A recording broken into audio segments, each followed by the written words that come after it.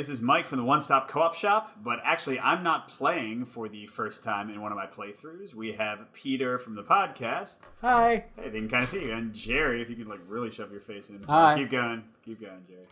Hi. Okay, he was kind of there. So Peter and Jerry are going to play a game from Renegade Game Studio. This is the Fox in the Forest Duet, which is a cooperative trick-taking game for 2 players exactly. The game comes with 30 cards. And, we're going to get into setup. Those people, Peter. So to set up the game, we're going to play the basic, easiest level of the game. There are different difficulty levels. You set on each space the indicated number of gems. It's kind of hard to see here, but it's like a little tiny box. So a couple of spaces have 2 gems to start. The starting space that your marker is on has none. You put your marker on this starting space. And that's it for setup. Then you're going to play the game in up to 3 rounds. You can't win in the first round, but you can potentially win in the second. So you're going to shuffle a deck of 30 cards, deal 11 to each player.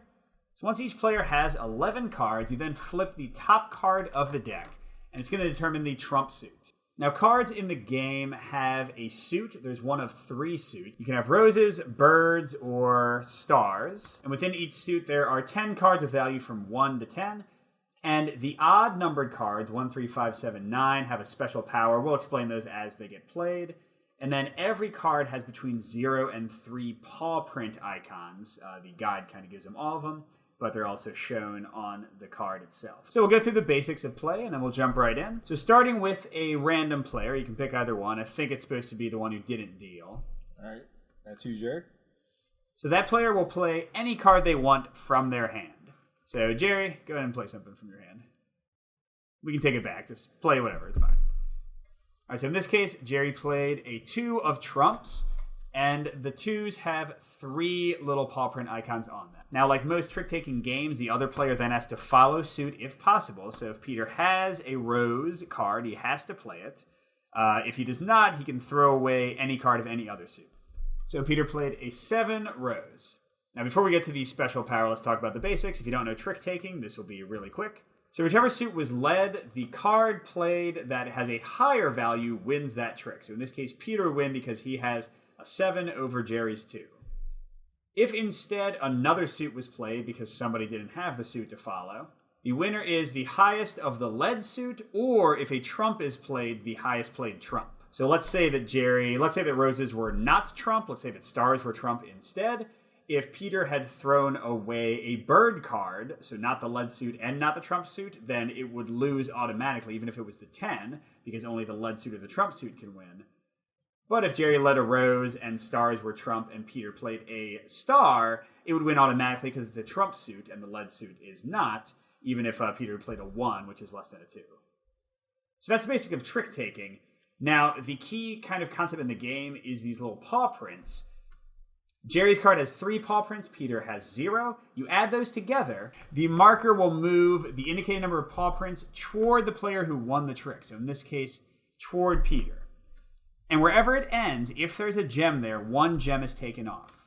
And do note that even if Peter and Jerry both played 0 paw print, and it stayed in the same place, it would still take off another gem from that space. So that's the basic idea of the game. You're moving back and forth trying to get rid of these gems. If you get rid of all the gems, you immediately win the game. But do note that it is, again, impossible in the first round. You don't have enough cards. You'll have to go at least into the second round. If somebody winning a trick would take you past the path, that's bad. First, you have to put this little wilderness token on the space. All gems there move in 1, and then you reset back to the starting space. You have 4 of these tokens. If you ever run out of them and have to place another one, you immediately lose the game. The only other rule left is that when both players are out of cards after 11 cards have been played, you again reset to the center. A lot of spots will have a little plus icon there, like this one does. So you place a gem on every plus space, so more gems come out. And then you do have to place a wilderness token on either side of your choice. And again, move the gems inward to match. And actually, sorry, one correction. You actually don't move it back at the end of the round. Your team marker stays wherever it was at the end of that round. All right, so final thing, we did have a special card from Peter. It says when you play this, both players select a card from their hand and then exchange those cards with each other. So this would happen immediately. If Peter played this first when he led the trick, for example, then they would immediately trade. And that's basically it. We'll go through some of the special cards as we go, but those are the basics of the game. Before each round starts, you can discuss strategy as much as you want, but once you have your cards, you aren't supposed to say anything that kind of indicates strategy. Like you shouldn't say, I want you to play high or I want you to play low. I want to go towards your side. I want to go towards my side. Let the cards be the way you communicate instead of talking to each other. So that's it. We'll let Peter and Jerry play it out, and I'll comment as new special cards show up. So Peter won the trick. The person who won the trick always leads the next trick. All right, so we're getting another trade. Before Jerry plays, Peter and Jerry immediately exchange cards face down. This is a 7 bird, so Jerry has to follow with a bird card if he can. And I've played this before with Mike. Jerry hasn't played it before. So it's going to go 2 toward me. So we both have to win tricks because we're trying to keep it toward the middle. Because obviously now if I win this next trick, we're going to bump off the end. So I'm not trying to talk strategy with Jerry, but just as a reminder for everybody, we're trying to go toward the middle. All right, now Peter just played a 1, the musician, and this one is a nice one. It says the winner of this trick may choose to move the team tracker in the opposite direction. So even if Jerry played like not a trump and not a bird because he didn't have a bird, although he does, we'll move 1 toward Jerry. But they could have chosen if choosing would help them out. Now Jerry leads the next trick. And yeah, I mean, the game's pretty basic. That's just about it. We'll see how it plays out. All right, so what's the 9? So the 9 is the royal heir. When you lead this, your teammate may play any card. So Peter does not have to follow suit. He could trump if he wanted to win the trick, which seems unlikely in the current situation. Or he could throw away some bird card instead. All right, I'm going to play the 5, which says the winner of this may ignore the movement value on one of the cards in the trick. But clearly we're not going to do that. Yeah, because the prince had no movement and the gazelle has one, so probably Jerry, will want to move one and get the token. So they did a good job of clearing out Peter's side, but they need to get into Jerry's side of things. Eventually. We'll get there. And Jerry won the trick since he led the 9, so he's going to play again. All right, so there's another royal heir. So Peter can play any card he wants. Doesn't have to follow. So Peter played a fox. That's 2 movement. So it will go 2 towards Jerry. But it might not go 2 towards Jerry depending on what happens here. Peter's going to choose a player, him or Jerry. And that player can exchange a card from their hand with the trump card, potentially changing the trump suit. Jerry, I'll let you do that if you want to. But you Jerry don't has to realize this could change the result of the trick. Could make Peter win it instead of him if he makes stars trump, for example. I choose not to exchange. Okay, so it's going to go 2 paw prints. Yep, toward Jerry because Jerry led the bird suit, so Peter's star suit had nothing to do. Jerry's playing again. So another fox. You can swap if you want. So Peter does not want to. Yep. And Jerry wins the trick, and he can make it go in either direction for 2 spaces. And there we go. All right, and Jerry's still leading. So 4 star. Peter does have to follow suit this time if he can. And he ducks it and lets it go 4 towards Jerry. They'll take it all the way to the last token. They did not go past. They don't have to do the forest token penalty. Jerry's leading again, but clearly now he does not want to win. So Peter did not have any birds because he would have had to follow, so he trumped it. And the royal heir would have let Jerry play whatever card he wanted, but that doesn't matter here. So he's going to move 3 toward Peter since he won with trump, and he will lead the next trick. So immediate exchange of cards before Jerry plays on Peter's 7 of stars. Jerry follows suit with an 8 over the 7. So that's a card for you guys at home. That's the card I just gave Jerry. So Peter gave him the perfect card to get, and they're doing amazing. They have 2 cards left with only 3 gems left on the board. So again, it's impossible to get them all in the first round, but they are getting very close. So it's slim pickings on my hand. yeah, it's slim pickings. So but Peter trumps and moves it right to the center. No, 4, Jerry. 4, yeah, because you add the paws together. So pretty safe here, whatever happens. Oh, actually. Jerry trumps. 1, 2, 3, 4, 5. Okay, yeah, so they do end. Oh, wait, what does your card say? I could exchange the decree with card from my hand. Which there are no cards in the hand. Nice. All right, so that's the end of the round. The marker stays where it is. The gems get refilled, so there's a plus 1, 2, 3, 4. So 4 new gems come out to join the gems they did not clear in that round. And now they have to pick one end of Clearly, the board we're not to going to cover. pick the end in front of us. Now, normally they get to choose whether the forest token goes on that end or this end, but if you're on one end, you have to pick the other end, which is probably what they would have picked anyway, honestly. Yes. So we reshuffle. Jerry's going to deal this time, 11 cards to each player, flip a card for the trump suit, exact same as before, and Peter will lead the first trick. And Peter will win the first trick, or trouble will be ensuing. That's my strategy talk for the round, Jerry. Don't win the first trick. Don't win the first trick. Yes. And hopefully we have a bunch of ones so we can kind of piddle along. And we need a trump. So for this round, we're going to switch things up a little bit. I wanted to let you see Peter's hand so you can at least follow along with one player. You still won't be able to say anything to Jerry, but it might give you a little bit of a different view of how the game's going. All right, so Peter's going to lead since Jerry dealt. All right, so I'm going to play this so we get to exchange cards. So Jerry just passed me this one. I had passed him one of these of the same suit. I guess I could say it, a green one. Yeah. The nice part about Jerry already knows what it is. The nice part about the green or the ones is the winner of the trick can move it in the opposite direction. I just had to make sure that he had a green card under what I had, just in case a higher green was his only option. So moving one toward you, Peter. All right. So we'll move it one. So the tough spot for them right now is the next space that has 2 gems on it. So if they can find a way to not move at all, they can get it twice. Yeah, and so the 5 does have that, but it only ignores one of the 2 cards. I don't like this. I'm hoping here. Jerry was able to go under.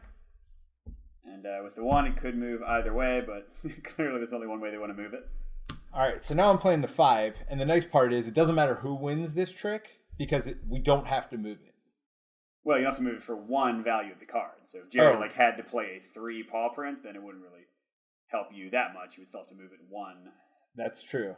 I didn't see all of that. But Jerry didn't do that.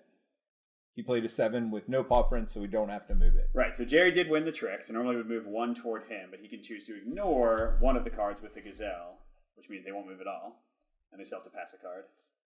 So Jerry, you can take away that gem on the space you stayed on. All right, so now every gem is on Peter's side of the board, so we'll see how that goes. And the hard part is, as you get down in cards, you lose some of your lower number move spaces, so it becomes harder and harder to maneuver it exactly how you want to. So, and you kind of have to guess what your partner's doing. And again, there is a 3rd round, but they'll again add gems to all those plus spaces, so they would love to win in the 2nd round if possible. Now, if we go off the end for our last move, would we stop here and get the thing? No, you immediately go back to the center. Immediately go back to the center. The gem. It doesn't count as ending a move. So this is 1, so we can move it in either direction. You know what? I'm going to do this to move us 3 spaces to grab this one.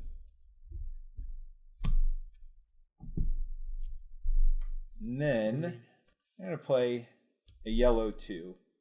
Kind of see what Jerry wants to do with that. All right, so they immediately exchange cards, and then they're just going to move back towards Jerry to get the last gem on his side of the board. I'm going to give him this because of the paw prints. I think it'll give us a little bit more flexibility later on. Don't forget, the second they get those last 2 gems, the game immediately stops and they win, and they'll score higher based on how many cards are left in their hand. We'll show you scoring after. Now, I'm sorry. Who just won that last trick? You did. I did. Yep. Yeah, to move back towards you. Which we did to get that gem, which was perfect. All right, so this one, Jerry picks a player, and they may exchange a card in their hand with the trump suit. I feel no need to exchange. Would you like to exchange? Nope. All right, so Peter has to play a star if he can. Well, hold on. The benefit of exchanging for me would be getting a 1 paw print card, which might not be the end of the world, into my hand. Yeah, Peter, without being specific, you could even keep trump the same. Yes. Yeah, I'm going to do that. Plus, it gives us a special power also. All right. So I've got to play in this suit. This isn't great, to be honest. But I'm going to have to do this. So it's going to move us 5 spaces. 1, 2, 3, 4, 5. You just missed the gem. We just missed the gem. Wait, Peter, he's covered up Trump. Oh, we don't need that. All right, so we're kind of in the middle of no man's land here.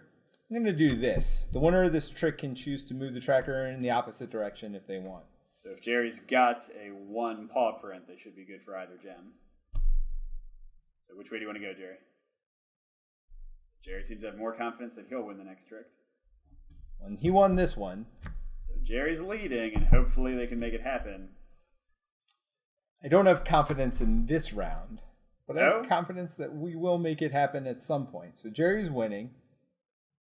Or Jerry... So Jerry led non-Trump. Now Peter could follow. He did not have any of that, so he could have played a Trump or a non-Trump. So here Jerry wins because it was not the lead suit. And they can choose to move it 1, 4, or 3, because you can ignore 1 of the cards. So Jerry chose 3. Or 4, okay. Jerry used the full movement value. And Jerry's leading again. All right, so Jerry played something... And he gave Peter the power to exchange Trump, so he should be able to make it perfect, but Peter doesn't need to. I don't need to. I got the 9, so I win the trick. We move it 2 toward our side, or toward my side, and that is a win. So now you score points. If you were playing on difficulty level 1, which is what this was, they get 10 points. They get 1 point for each card left in their hands. So how many did you have left? 2. So that's 12 points. They get 10 points if they won in the second round. You lose that if you have to go to the third round. So that's 22 points. And they get 3 points for each forest left, and they never messed up. So that is 31 points total. Now just to show you, level 2 you can flip, and you'll see there's a lot more gems and more spawn at the end of each round. So that's already making it tougher. And then if you go to level 3, you also have gems on all these little diamond-shaped ones. So you start with even more gems on the board. So you can just make it tougher and tougher if you want to. But that's basically it. That's Fox in the Forest Duet. Thanks to Peter and Jerry for showing how the game plays. And we'll see you at the next stop. Bye.